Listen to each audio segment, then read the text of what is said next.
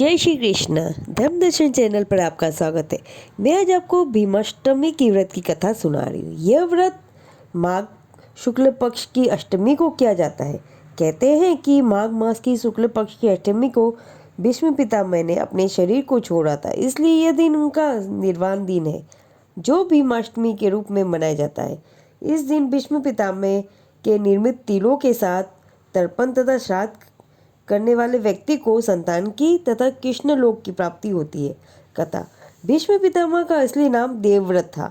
वह शांतनु की पटरानी गंगा की कोख से उत्पन्न हुए थे। एक बार राजा शांतनु शिकार खेलते खेलते गंगा के पार चले गए।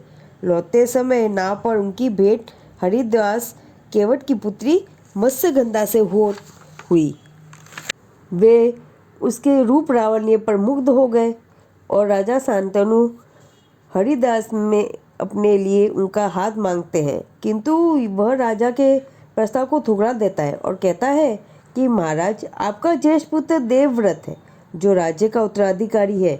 यदि आप मेरी कन्या के पुत्र को राज्य का उत्तराधिकारी बनाने की घोषणा करें तो मैं तैयार हूँ। शांतनु ने इस बात को मानने से मना कर दिया, परंतु वह मत्स्यगंधा को भुला ना सका और उसके बाद उसकी याद में व्याकुल रहने लगा। एक दिन देवव्रत ने उसकी व्याकुलता का कारण पूछा। उनकी ऐसी दशा देखकर सारा वृत्तांत उसे ज्ञात होने के बाद देवव्रत स्वयं केवल हरिदास के पास गए और गंगा जल हाथ में लेकर शपथ ले ली कि मैं आजीवन अविवाहित ही रहूँगा।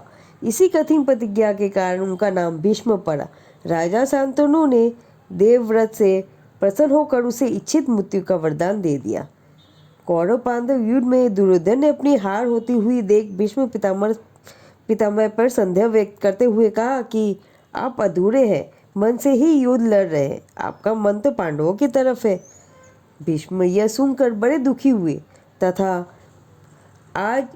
बोले, आज जो हरि ही न शस्त्र गाओ, ऐसी प्रतिज्ञा की।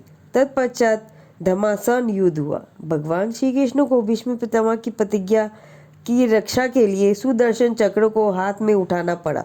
भगवान की श्री कृष्ण की प्रतिज्ञा थी कि मैं युद्ध में शस्त्र नहीं उठाऊंगा।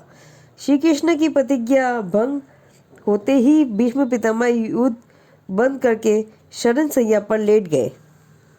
महाभारत के युद्ध की समाप्ति पर जब सूर्य दक्षिणायन से उत्तरायण हुए, तब भीष्म पितामह ने अपना शरीर त्याग दिया।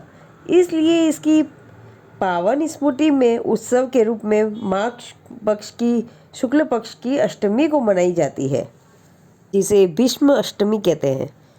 इस व्रत को करने से व्यक्ति को संतान तथा कृष्ण लोक की प्राप्ति होती है। जय श्री कृष्ण।